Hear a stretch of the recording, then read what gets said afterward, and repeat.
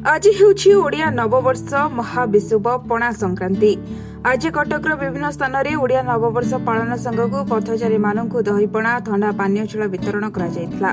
Press club कटकर सदस्य मानक पक्षरु कटक कालियाबोदा काली मंदिर निकट में पथचारी एवं जनसाधारण को दहीपणा वितरण करा। प्रेस क्लब कटकर संपादक निरंजन पट्टनायक फिताकाठी जलछत्र कार्य को उद्घाटन करते। सेहीपरि फुलनखरा छकठारे सकाळ चाखटी कटक भुवनेश्वर पक्षरु पणा संक्रांति उपलक्षे सर्वसाधारण पणा वितरण कार्य अनुष्ठित होता। चाखटर सभापति प्रशांत कुमार महांती नेतृत्व में वयोज्येष्ठ एवं नूतन अतिथि मानू संबर्धित कर आयोजित कार्यक्रम में चाखटर समस्त सदस्य उपस्थित रही पथचारी मानू पणा पीवाक देते।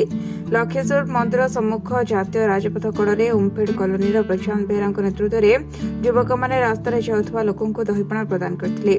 कटक सदर थाना निकटस्थ पीर बजार हनुमान मंदिर में पणा संक्रांति उपलक्षे श्रद्धालु मैंने महावीर हनुमान को दर्शन कर पूजा अर्चना करते।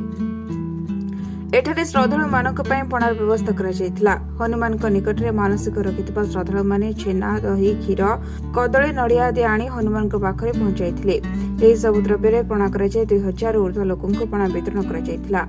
आयोजक जगन्नाथ बेहरा एवं तांकर सहयोगी माने ही कार्य परिचालना करथिले।